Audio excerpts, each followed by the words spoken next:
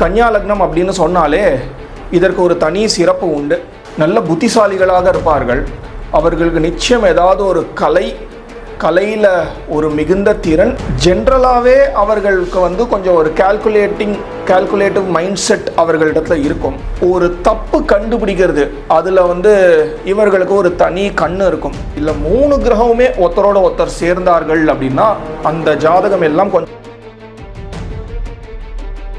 பொதுவாக கன்னியா லக்னத்தில் பிறந்து 2ல் சுக்கிரன் இருந்தது அப்படின்னா முகூர்த்தம் குறிக்கிறதுல இந்த கன்னியா லக்னத்தை நம்ம பரிந்துரைக்கலாமா, எந்தெந்த காரியங்களுக்குனா பரிந்துரைக்கலாம் அப்படின்னா, ஒரு தொலைந்து போன பொருள் அது மாதிரினா வந்தது அப்படின்னா இதுவே ஒரு ரோக பிரச்சனமாக வந்தார்கள் அப்படின்னா பொதுவாக இடுப்பு சார்ந்த இடங்களின் ஒரு பிரச்சனையை இந்த ஒரு கன்னியா லக்னம் அப்படிங்கிறது காண்பிக்கும். அதே மாதிரி கவலையினால ஏற்பட்ட ரோகங்கள் எல்லாத்தையுமே இந்த கன்னியா லக்னம் அப்படிங்கிறது காண்பிக்கும். இதெல்லாம்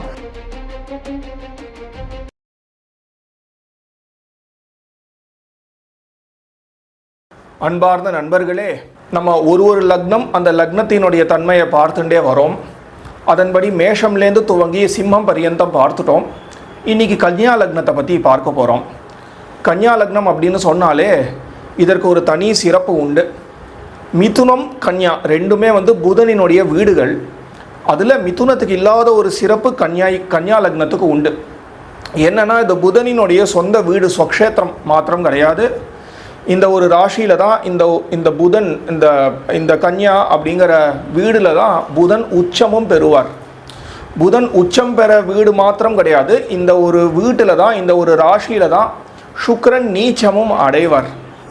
இது உபய ராசி, சரம் ஸ்திரம் உபயம் அப்படின்னு 3 வகுத்து சொல்லிகிட்டே வரோம் இல்லையா. அதாவது ஃபிக்ஸட் சைன், மூவபிள் சைன், அந்த வகையில் இது ஒரு டூவல் சைன். இது ரெண்டுத்தினுடைய ஒரு தன்மையும் உண்டு. இது ஒரு நர ராசி, இது பூமி தத்துவ ராசி, நில ராசி. ஏற்கனவே ரிஷபத்தை சொன்னோம். அதே மாதிரி கன்னியா அப்படிங்கிறதும் ஒரு நில ராசி. ஆண் பெண் அப்படின்னு சொல்லிகிட்டே வரோமோ நம்ம மேஷத்துலேருந்து. அதே மாதிரி இது ஒரு பெண் ராசி, ஷீர்ஷோதய ராசி. அதாவது முதுகு இல்லாமல் தலை முதல்ல எழக்கூடிய ராசி. இந்த கன்னியா ராசி அப்படிங்கிறது தெற்கு திக்க குறிக்கும். காலபுருஷ தத்துவத்தின்படி இது 6வது வீடாக இருக்கிறதுனால மேஷம், ரிஷபம், மிதுனம், கடகம், சிம்மம், கன்னி அப்படின்னு இது 6வது ராசியாக இருக்கிறதுனால இது அவரினுடைய வயிறு இடுப்பு பகுதிகளை குறிக்கும். அதனால கன்னியா லக்னம், கன்னியா ராசி இது ஏதாவது பிரச்சனத்தில் ரோக பிரச்சனமாக வந்தது அப்படின்னாலே இடுப்பு சார்ந்த வயர் சார்ந்த ஏதாவது ஒரு ரோகம் காமிச்சு கொடுத்துரும். அது இந்த ராசியை பற்றி வராகமிஹிரர் சொல்லும் பொழுது சஸ்ய தகனா பிளவகாச்ச கன்யா அப்படின்னு சொல்கிறார். இந்த ராசியினுடைய உருவம்னு ஒன்று இருக்கு இல்லையா, ஐடென்டிட்டி. ஒரு கன்னி பெண் ஒரு படகுல இருக்கா. அந்த கன்னி பெண் இரு கைகளையும் 2 விஷயங்களை ஏந்தின்னு இருக்கா. ஒரு கையில் நெற்கதிர், மற்றும் ஒரு கையில் தீபத்தை ஏந்தின்னு இருக்கக்கூடிய ஒரு படகுல, பிளவகான படகு, ஒரு படகுல இருக்கக்கூடிய ஒரு கன்னி பெண்ணை தான் இந்த ஒரு ராசியினுடைய உருவகமாக வராகமிஹிரர் குறிப்பிடுறார். இது நமக்கு என்ன சொல்லுறது? இதுதான் இந்த கன்னியா லக்னத்தில் பிறந்தவர்களினுடைய ஒரு தன்மையை ரொம்ப சுருக்கமாக காண்பிக்கக்கூடியது. நெற்கதிர் அப்படிங்கிறது உழைப்பு காண்பிக்கிறது, ஒரு சேவையை காண்பிக்கிறது. தீபம் அப்படிங்கிறது பகுத்து ஆராயக்கூடிய ஒரு திறனை காண்பிக்கிறது. படகு அப்படிங்கிறது இந்த ஒரு உலக வாழ்க்கையை கடக்கக்கூடியதை காண்பிக்கிறது. கன்னிப்பெண் அப்படிங்கிறவள் கலங்கமின்மையை காண்பிக்கக்கூடிய ஒரு ஐடென்டிட்டி தான் இந்த கன்னியா லக்னத்துக்கு நம்மளுடைய பெரியவர்கள்னா வைத்துள்ளார்கள். ஒரு ராசிக்குமே ஒரு நிறம் உண்டு இல்லையா. மேஷத்தை பற்றி சொல்லும் போது ரக்தகா அப்படின்னு சிவப்பு சொன்னோம். அதே மாதிரி ரிஷபத்தை சொல்லும் போது ஸ்வேதகா அப்படின்னு வெண்மையை சொன்னோம். அதே மாதிரி கன்னியா அப்படிங்கிற லக்னத்துக்கு இல்லை இந்த கன்னியா அப்படிங்கிற ராசிக்கு பல நிறங்கள் உடையது அப்படின்னு சொல்லப்பட்டிருக்கு. It denotes many colours but all in the same frame. இந்த கன்னியா ராசி சொல்லும் போது ஒரு ஸ்லோகம் ஒன்று ஞாபகம் வருது. இது ஜோதிடம் சார்ந்த ஸ்லோகம் கிடையாது இது. இந்த விட்டி ஒன்லைனர்னு சொல்லுவோம் இல்லையா ஆங்கிலத்தில், அதே மாதிரி சம்ஸ்கிருதத்தில் இதுக்குன்னா சாட்டு ஸ்லோகம் அப்படின்னு பேர். சதா க்ரூரஹ சதா வக்ரஹ சதா பூஜாம் அபேக்ஷதே கன்யாராஷி ஸ்திதோ நித்யம் ஜாமாதா தசமோ கிரக அப்படிங்கிறது இந்த ஸ்லோகம். ஒரு மாமியார் இல்லை மாமனார் தன்னுடைய மாப்பிள்ளைய சொல்லக்கூடிய ஒரு ஸ்லோகமாக அமையிறது. என்ன சொல்கிறது இந்த ஸ்லோகம் அப்படின்னா, நம்ம நவகிரகங்கள் இருக்குது, சில நேரம் வக்கரமாக இருக்கும், சில நேரம் நேர்கதியில் போகும். சில கிரகங்கள் க்ரூரம், அந்த க்ரூர கிரகங்களுமே சுப கிரகங்களோட சேர்ந்துடுத்து இல்லை அவர்களுடைய திருஷ்டி பார்வை வாங்கித்துனா அவர்கள் கூட நல்ல பலன்கள் சில சமயங்கள் கொடுப்பார்கள். நமக்கு அந்த தசா புக்தி அந்த காலங்களில் ஒண்டி அந்த கிரகம் சம்பந்தப்பட்டு எந்த கிரகத்துக்கு நம்ம பிரீத்தி பண்ணணுமோ இல்லை சாந்தி பண்ணிக்கணுமோ அந்த கிரகங்களை பூஜை பண்ணால் போதும் இல்லையா. ஆனால் இந்த ஸ்லோகம் சொல்லுறது, அந்த மாமியார் மாமனார் சொல்கிறதாக ஒரு கிரகம் இருக்கான். அது என்ன கிரகம்னா, அது எப்படி அப்படின்னா சதா க்ரூரக, அது சுபமே கிடையாதாம், அது எப்பயுமே அசுபம் தானா. சதா க்ரூரக சதா வக்கரக, எப்பயுமே நேர்கதி வக்கரகதின்னு ரெண்டாக சொல்கிறோம் இல்லையா, டைரக்டு ரெட்ரோகிரேடுன்னு. இது எப்பயுமே வக்கரம் தானா, எப்பயுமே ரெட்ரோகிரேட் தானா. ஏதோ ஒரு காலத்தில் பூஜை பண்ணால் போதும் அப்படின்னு இல்லாமல் சதா பூஜாம் அபேட்சத்தை, எப்பொழுதுமே பூஜை எதிர்பார்த்துன்னு இருக்குமா. அது என்ன கிரகம், அது எங்கே இருக்கும் அப்படின்னா, கன்யானா பெண்ணு தானே, கன்யாராஷி ஸ்திதோ நித்யம், தன்னுடைய பெண்ணோட இருக்கக்கூடிய ஜாமாதா தசமோ கிரக, பெண்ணோட இருக்கக்கூடிய தன்னுடைய பெண்ணை மணர்ந்து கொடுத்த மாப்பிள்ளை தான் அந்த 9 கிரகம் இல்லாத 10வது கிரகம் அப்படின்னு. இது ஒரு சாட்டு ஸ்லோகம், கன்யா ராசின்னு சொன்னதுனால திடீர்னு ஞாபகத்துக்கு வந்தது. இந்த கன்யா லக்னத்தில் பிறந்தவர்களினுடைய பொது தன்மை எப்படி இருப்பார்கள் அப்படின்னா, ஏற்கனவே ஒரு இமேஜ் ஒன்று சொன்னோமே, வராகமீரர் சொன்னார்னு, அதை கொண்டே தான் இந்த கன்யா லக்னத்தில் இருக்கக்கூடியவர்களை நம்ம புரிஞ்சுக்க வேண்டியது. நல்ல புத்திசாலிகளாக இருப்பார்கள்.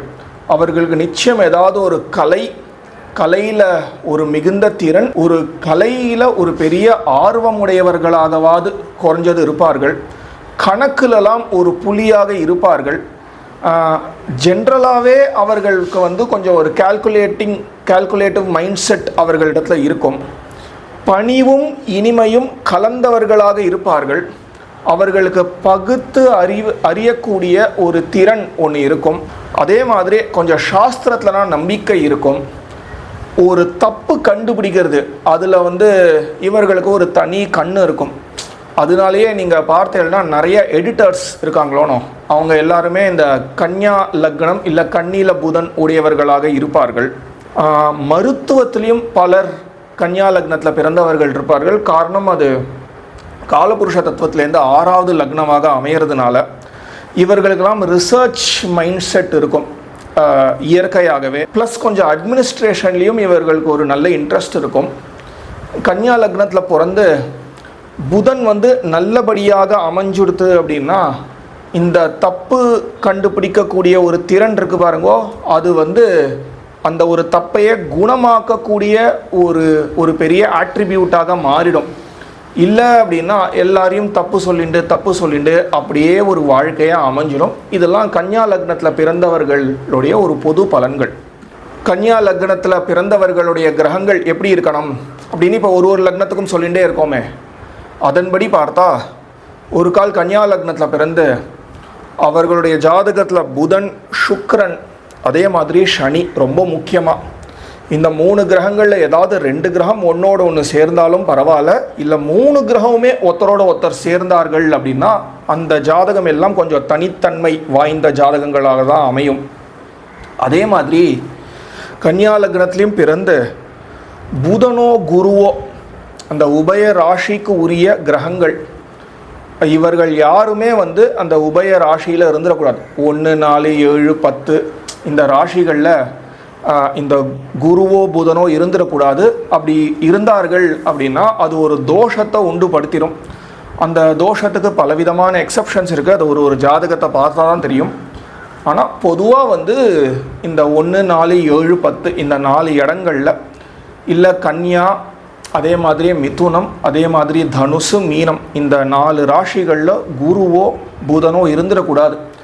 ப்ரிஃபரபிளி குரு இந்த லக்னத்துக்கு மறைந்தாலே ரொம்ப நல்ல பலன்களை கொடுக்குற மாதிரி தான் இது வரைக்கும் ஜாதகங்கள் நம்ம பார்த்துருக்கோம். இன்னொரு ஒரு அமைப்பு சொல்லணும் அப்படின்னா, பொதுவாக கன்னியா லக்னத்தில் பிறந்து 2ல் சுக்கிரன் இருந்தது அப்படின்னா ரொம்ப ஒரு நல்ல பலன் தான் நம்ம பொதுவாக சொல்லுவோம். ஏன்னா 2 9 கூடையவர், யோகாதிபதி, அவர் 2ல் இருக்கார் அப்படின்னா நம்ம நினச்சிப்போம். ஆனால் நிறையா ஜாதகங்கள் நம்ம பார்க்கும் பொழுது அவர் 2லையும் இருக்கக்கூடாது, 9லையும் இருக்கக்கூடாது அப்படிங்கிறத நம்ம இது கொஞ்சம் அனுபவ ரீதியாக நம்ம பார்த்தோம்னா புரியும். சுக்கிரன் ரொம்ப முக்கியம் இந்த லக்னத்துக்கு. ஏன்னா அவர் சரியாக இல்லை அப்படின்னா, அதுவும் சுக்கிரதசை வந்ததுன்னா கன்னியா லக்னத்துக்கு ரொம்ப கொஞ்சம் கஷ்டங்கள்லாம் ஏற்பட்டுடும். அதனால சுக்கிரனுடைய அமைப்பும் ரொம்பவே முக்கியம் இந்த லக்னத்துக்கு. முகூர்த்தம் குறிக்கிறதுல இந்த கன்னியா லக்னத்தை நம்ம பரிந்துரைக்கலாமா, எந்தெந்த காரியங்களுக்குனா பரிந்துரைக்கலாம் அப்படின்னா, ஏற்கனவே சொன்னோம் சௌமிய குணோபேதம் அப்படின்னு. மிதுனம் மாதிரியே கன்னியா லக்னமும் பல காரியங்களுக்கு நம்ம பரிந்துரைக்கலாம். எல்லா சுப காரியங்களுக்குமே கன்னியா லக்னத்தை பரிந்துரைக்கலாம். இது உபய ராசியாக இருக்கிறதுனால சரம் ஸ்திரம், இது 2த்தினுடைய குணத்தினுடைய கலப்பு. அதனால நம்ம எஸ்பெஷலி படிப்பு சார்ந்த ஏதாவது ஒரு விஷயம் அப்படின்னா, வித்யாரம்பம் அப்படின்னா கேட்பார்களோனோ, அதற்கெல்லாம் நம்ம கன்னியா லக்னத்தை பரிந்துரைக்கலாம். அதே மாதிரி விவாகம், உபநயனம் முதலிய அநேக காரியங்கள், ஏதாவது அஸ்திவாரம் போடணும், விதைப்பு, இந்த மாதிரி எல்லா காரியங்களுக்குமே நம்ம கன்னியா லக்னத்தை பரிந்துரைக்கலாம். இது ஷீர்ஷோதய ராசி அப்படின்னு வேற சொன்னோம். அதனாலையும் பார்த்தா இன்னும் ஒரு சிறப்பு உண்டு இந்த கன்னியா லக்னத்துக்கு. முகூர்த்தத்துக்கு பிறகு நம்ம ஏதாவது ஒரு பிரஷ்னம் பார்க்கக்கூடிய சமயத்தில் கன்னி அப்படிங்கிறது உதய ஆரூடமாக அமைஞ்சுது அப்படின்னா எப்படி அதோடைய பலன்கள் அமையும்? இது ஒரு நரராசி, இது ஒரு ஷீர்ஷோதய ராசி, இது ஒரு உபய ராசி, இது ஒரு பூமி தத்துவ ராசி. இது எல்லாத்தையும் கலந்து தான் நம்ம இப்போ பலன் சொல்லணும். நம்ம கன்னி அப்படிங்கிறது வந்தது அப்படின்னா ஷீர்ஷோதய ராசி, அதாவது தலை எழக்கூடிய ராசியாக அமையிறதுனாலேயே பொதுவாக நம்ம சொல்லலாம், எந்த காரியத்துக்காக கேட்கறதுக்கு வந்திருக்கார்களோ அது சித்தி பெற்றுடும், அதற்கு ஒரு பாசிட்டிவான ஒரு அவுட்கம் ஏற்படும் அப்படிங்கிறது பொதுவாக சொல்லிடலாம். கன்னியா லக்னம் உதயமாக வருதுனால கேட்கக்கூடியவரே ரொம்ப தெளிவோடு தான் கேட்பார் அப்படின்னு சொல்லறதுக்கு இல்லை. அவரே கொஞ்சம் 2 கட்டம் ஒரு மைண்ட் செட்டோடு தான் அவர் இந்த கேள்வியும் கேட்பார். பதிலுமே கொஞ்சம் 2 கட்டானா இருக்கிறதுக்கு அதிகமான வாய்ப்பு இருக்குது. இது ஒரு மனுஷனை சார்ந்ததாக இருக்கலாம். இன்னும் குறிப்பிட்டு சொல்லணும்னா பதில் ஒரு பெண் சார்ந்ததாக கூட அமையலாம். அதுவும் ஏதாவது ஒரு பணியில் இருக்கக்கூடிய ஒரு பெண் சார்ந்ததாக கூட அமையலாம். அறிமுகமாகப்பட்டவர் இல்லை அறிமுகம் ஆனவள் சம்பந்தமாக இந்த பிரஷ்னத்தினுடைய ஒரு பதில் அமையலாம். தெற்கு திக்கு சம்பந்தப்பட்டு பதில் அமையலாம். ஒரு தொலைந்து போன பொருள் அது மாதிரினா வந்தது அப்படின்னா அது ஏதாவது பூமி சம்பந்தப்பட்டு தான் அந்த ஒரு பொருள் இருக்குது அப்படின்னு சொல்லிடலாம். அது ஆகாயத்தில் பறந்துட்டுருக்கு அப்படின்னா இல்லாமல், ஏதோ ரொம்ப மேலே இருக்குது அப்படின்னா இல்லாமல் பூமி சம்பந்தத்தோடு தான் இருக்குது அப்படின்னும் சொல்லிடலாம். இதுவே ஒரு ரோக பிரஷ்னமாக வந்தார்கள் அப்படின்னா பொதுவாக இடுப்பு சார்ந்த இடங்களின் ஒரு பிரச்சனையை இந்த ஒரு கன்னியா லக்னம் அப்படிங்கிறது காண்பிக்கும். அதே மாதிரி கவலையினால் ஏற்பட்ட ரோகங்கள் எல்லாத்தையுமே இந்த கன்னியா லக்னம் அப்படிங்கிறது காண்பிக்கும். இதெல்லாம் இந்த லக்னத்தினுடைய தன்மைகளை கொண்டு பிரஷ்னத்துக்கு பொதுவாக எப்படி பலன் சொல்கிறது அப்படிங்கிறத பார்த்தோம். இந்த கன்னியா லக்னத்தில் பிறந்த ரொம்ப பிரசித்தமானவர்கள் அப்படின்னு பார்த்தோம்னா 2 ஜாதகங்கள் நம்ம இன்றைக்கி பார்க்க போகிறோம். ஒன்று ஜீசஸ் கிரைஸ்ட் அவருடைய ஜாதகம். ஒரே காரணத்துக்காக தான் இந்த ஜாதகத்தை நம்ம இப்போது எடுத்திருக்கோம். ஒன்று கன்னியா லக்னமாக அமைஞ்சு, ஏற்கனவே முதல் லக்னத்துலேருந்து நான் ஒரு விஷயத்தை திருப்பி சொல்லிகிட்டே இருக்கேன். எந்த லக்னமாக அமைந்தாலும் குருவும் சனியும் சந்திரனோட ராசியோட இல்லை லக்னத்தோட சம்பந்தப்படும் பொழுது அவர்களுக்கு ஆன்மீக விஷயங்களில் ரொம்ப அதிகமான ஈடுபாடு வருது. அதுவும் அது சின்ன வயசுலேயே அதுவே தசாபுக்தியாக அமையும் பொழுது அதுவே வாழ்க்கையாகவும் அமைந்ததை நம்ம பல ஜாதகங்களில் இது வரைக்குமே பார்த்துருக்கோம். அதே மாதிரி நம்ம இங்கே பார்த்தா லக்னத்துக்கு 7ல் சனி, சந்திரன், குரு சொல்லி வச்ச மாதிரியே அமைஞ்சிருக்கு. அதாவது லக்னத்தோடையும் சரி சந்திரனோடையும் சரி சனி குரு 2 பேருமே சம்மந்தப்பட்டிருக்கார்கள். அதுவும் சந்திரனும் பார்த்தா உத்திரட்டாதி நட்சத்திரத்தில் இருக்கார். ஸோ ஆரம்பிக்கும் போதே சனி தசை. So he is Jesus Christ. அடுத்தது யூஎஸ் பிரசிடெண்ட் ஒருத்தருடைய ஜாதகம். அவர் பேர் ஹாரி ட்ரூமன். அவர் is very popular because he ended the second world war. அவர் வரும்போது ரொம்ப ஒரு ப்ராப்ளமேட்டிக்கான ஒரு சமயத்தில் தான் வரார். அவருக்கு முன்னாடி இருந்த president is short dead and all that and he also gets elected one more time. அவர் வந்து he's a very reluctant leader. அவருடைய ஜாதகமும் அவரை பற்றி படித்து பார்த்தா ரொம்ப ஆச்சரியமாக இருக்குது. அவர் வந்து ரொம்ப ஹீஸ் அ லாயர். ரொம்ப சாமானியமான ஒரு லைஃப் ஸ்டைலை லீட் பண்ணக்கூடிய வெரி ஆனரபிள் ஜென்டில்மேன். அவருக்கு பெரிய ஆசையே இல்லை இது மாதிரினா பவரில் வரணும் அப்படின்னு. ஆனால் ஸ்டார்ஸ் ஹேவ் தேர் சே இல்லையா. அவர் வந்து he happens to be the president of the United States. அவர் சொன்னோம் இல்லையா அவருக்கு இதில் ஆசையே இல்லை அப்படிங்கிறது. அதன்படி பார்த்தா செவ்வாயும் நீச்சமாக இருக்கார். சூரியனும் 8ல் மறைஞ்சு கேத்துவோட வேற சேர்ந்துருக்கார். இதுவே இந்த மாதிரி தன்மைகள் எல்லாத்தையும் நமக்கு புரிய வைக்கிறது. ஆனால் சூரியன் 8ல் மறைஞ்சாலும் சூரியன் உச்சம். அதை சந்திரன் வேற நன்னா பார்க்கிறார். மேலும் செவ்வாய் நீச்சமானாலும் கூட குரு சேர்ந்து நீச்சபங்க ராஜயோகம். ஏன்னா குரு வந்து உச்சம் ஆறார் அதே ராசியில். அதன்படி நீச்சபங்க ராஜயோகம் ஆகிற ஒரு ஜாதகம் இது. ஏற்கனவே நம்ம ஒரு அமைப்பு சொன்னோம். புதன் சனி சுக்கிரன் இவர்கள் மூவரில் யாராவது இருவர் இல்லை மூவரும் சேர்ந்தால் ரொம்ப பெரிய யோகம் அப்படின்னு. அதன்படியே இவருடைய ஜாதகத்தில் புதனும் சனியும் சேர்ந்து உள்ளார்கள். அதுவும் வந்து திரிகோணத்தில் 9ல் சேர்ந்தது அப்படிங்கிறது மற்றும் ஒரு சிறப்பு. அதனாலே he is what is he was a very popular statesman. கன்னியா லக்னத்தினுடைய பலனை நம்ம இந்த வாரம் பார்த்த மாதிரியே அடுத்து வரக்கூடிய காணொளிகளில் துலா லக்னத்திலேருந்து ஆரம்பித்து நம்ம மீனம் பர்யந்தம் நம்ம பார்க்கலாம். நன்றி.